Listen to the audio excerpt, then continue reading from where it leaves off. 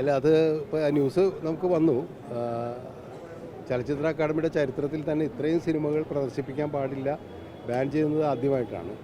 ഇതിനു മുമ്പ് documentary festival സമയത്ത് ഡോക്യുമെൻ്ററി സിനിമകൾ പ്രദർശിപ്പിക്കാൻ പാടില്ല എന്ന് പറഞ്ഞ് ഇതുപോലുള്ള ബാൻ വന്നിട്ടുണ്ടായിരുന്നു.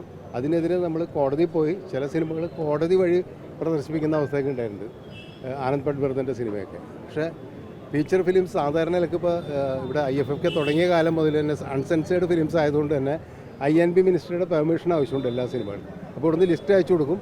ആ ലിസ്റ്റ് മിക്കവാറും സിനോപ്സിസ് അയച്ചു കൊടുത്തിട്ട് അത് അപ്രൂവ് ചെയ്ത് വരികയും ചെയ്യാം. ഇതുവരെയും ചില സിനിമയിൽ എക്സ്പ്ലനേഷൻ ചോദിക്കാമെന്നല്ലാതെ ഇതുവരെ ബാൻ ചെയ്യുന്നൊരു അവസ്ഥ ഉണ്ടായിട്ടില്ല.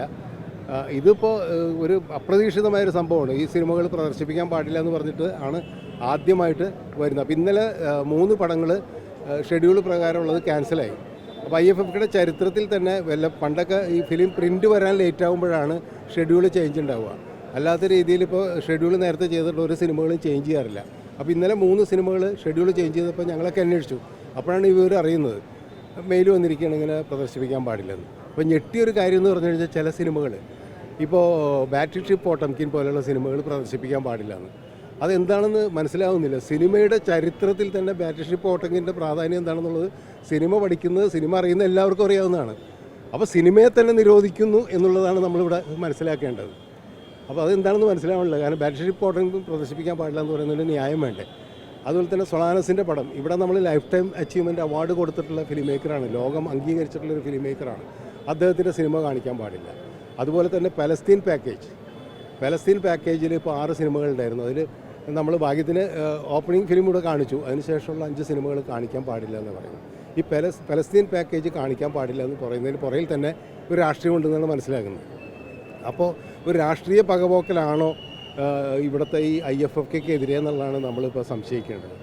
അത് വളരെയധികം പ്രതിഷേധാർഹമാണെന്ന് മാത്രമല്ല, ഇതിനെതിരെ വലിയൊരു പ്രൊട്ടസ്റ്റ് ഉണ്ടാകേണ്ടിയിരിക്കുന്നു. ഇപ്പോൾ നാളെയും സിനിമകൾ ചിലത് പ്രദർശിപ്പിക്കാൻ പറ്റില്ല. ഇന്നും ചില സിനിമകൾ ക്യാൻസൽ ചെയ്യേണ്ടി വരികയാണ്. അത് എന്തൊരു ദുരന്തമാണെന്ന് ആലോചിച്ച് നോക്കിയാൽ. അതിന് കാരണം അവർ പറയുന്നില്ല, ഈ സിനിമകൾ പ്രദർശിപ്പിക്കാൻ പാടില്ല. അതിനെന്താണ് കാരണം? ഇപ്പോൾ ബീഫ് എന്ന് പറയുന്ന പടത്തിൻ്റെ പേര് ബീഫ് എന്ന് ആയതുകൊണ്ട് മാത്രം ആ സിനിമ കാണിക്കാൻ പാടില്ല എന്ന് പറയുന്നത്. അതെന്താണത്? ബീഫ് ഇവിടെ നിരോധിച്ചിട്ടുണ്ടോ? ഇപ്പോൾ കേരളത്തിൽ ബീഫ് കിട്ടാത്ത ഏതെങ്കിലും ഹോട്ടലുണ്ടോ? അപ്പോൾ ബീഫ് എന്നുള്ള പേരിലൊരു സിനിമ പാടില്ല. നമുക്കറിയാം ചില സിനിമയിൽ ബീഫ് കഴിക്കുന്നതൊക്കെ കട്ട് ചെയ്ത് കളയണമെന്ന് പറയുന്നത്, സെൻസർ ബോർഡ് കട്ട് ചെയ്യുമെന്ന് പറയുന്നത്. അത് നമുക്ക് അംഗീകരിക്കാൻ പറ്റില്ല. പക്ഷേ എങ്കിൽ പോലും ഒരു പബ്ലിക് എന്നുള്ള രീതിയിൽ സെൻസർ ബോർഡിൻ്റെ എന്താ പറയുക സർട്ടിഫിക്കറ്റിലാണ് പ്രദർശിപ്പിക്കാൻ പാടില്ല. പക്ഷേ ഈ IFFKയുടെ വേദിയിൽ സെൻസറിങ് ആവശ്യമില്ല. അപ്പോൾ ഒരു പെർമിഷൻ മാത്രമാണ് ആവശ്യം, ഒരു റിട്ടൺ പെർമിഷൻ മാത്രമുള്ള ആവശ്യം. അത് ബാൻ ചെയ്യാമെന്ന് പറഞ്ഞു കഴിഞ്ഞാൽ അടുത്ത ഭാവിയിൽ ഇനി സിനിമകൾ ഇവിടെ കാണിക്കാൻ പാടില്ല, അവരുടെ തിട്ടൂരനുസരിച്ചുള്ള സിനിമകൾ കാണിക്കാമെന്ന് പറഞ്ഞാൽ അത് നടക്കില്ല. ഞങ്ങളത് IFFK സ്നേഹിക്കുന്ന എല്ലാ പ്രേക്ഷകരും അതിനെതിരെ ഉണ്ടാകുമെന്നാണ്. അതിനെതിരെ രാഷ്ട്രീയ വ്യത്യാസമില്ലാതെ തന്നെ എല്ലാവരുടെയും സപ്പോർട്ട് ഉണ്ടാവും. അത് ചലച്ചിത്ര അക്കാദമിയുടെ കൂടെ തന്നെ ആയിരിക്കും ഞങ്ങളെല്ലാവരും എന്നാണ് എനിക്ക് പറയാനുള്ളത്.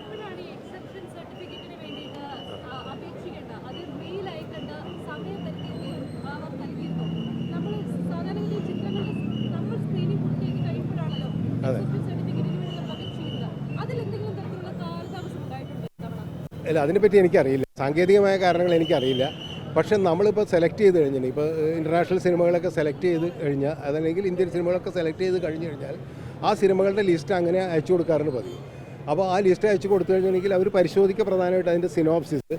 അപ്പോൾ നമ്മുടെ രാജ്യത്തിനെതിരായിട്ട്, ഇപ്പോൾ വിദേശത്തു നിന്ന് വരുന്ന സിനിമകളാണല്ലോ, രാജ്യത്തിനെതിരായിട്ട് എന്തെങ്കിലും സംഭവങ്ങളുണ്ടെങ്കിൽ മാത്രമാണ്, അതല്ലെങ്കിൽ അമിതമായിട്ടുള്ള ഏതെങ്കിലും വയലൻസോ അങ്ങനെ എന്തെങ്കിലും കാര്യം. പക്ഷേ ഇവിടെ അങ്ങനെ വയലൻസ് ഒന്നും പ്രദർശിപ്പിക്കുന്നതിന് വേറെ റെസ്ട്രിക്ഷൻ ഒന്നും ഉണ്ടായിട്ടില്ല, നമുക്ക് എല്ലാവർക്കും അറിയാവുന്നതാണല്ലോ. അപ്പോൾ അങ്ങനെയുള്ള ഒരു സർട്ടിഫിക്കറ്റ് മാത്രമാണ്, ഒരു മെയിലാണ് സാധാരണ വരാറ് അക്സെപ്റ്റ് ചെയ്യുന്നതെന്ന് പറഞ്ഞിട്ട്. പക്ഷേ ഇത്തവണ എന്താണെന്ന് അറിയില്ല, ഇത്തരം സിനിമകൾ വന്നു. പക്ഷേ അത് കാലതാമസം ഉണ്ടായെന്നുള്ളത് ചോദിച്ചു കഴിഞ്ഞാൽ എനിക്കറിയില്ല. കാരണം ഇതിനധികം സമയമൊന്നും വേണ്ട കാര്യമല്ല, ഇപ്പോഴൊക്കെ നമുക്ക് പെട്ടെന്ന് ചെയ്യാവുന്ന കാര്യങ്ങളല്ലേ ഉള്ളൂ.